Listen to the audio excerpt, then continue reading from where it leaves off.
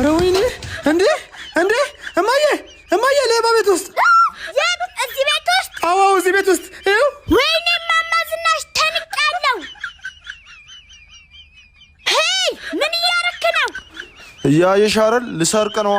አፉን ሞልቶ ልሰርቅ ነው። ታዲያ እኛ ለምን ነፃ ዴሊቨሪ ቤት ድረስ አናመጣልህም ነበር? ምን አስለፋ እዚህ ድረስ የኔ ጀግና? ሴትዮ ከመንገሬ ዞር በይ፣ አንስቼ እንዳላፈርጥሽ። እኔን አንስተህ ልታፈርጠኝ? ልጄ የምፈራ መስሎት እኮ ነው። እኔን ግን ታገኛለህ? ኧረ እኔ አላቅሽም። አያቀኝም። ቢያቀኝማ ኖሮ እዚህ ቤት አይመጣትም ነበር። አያቀኝም።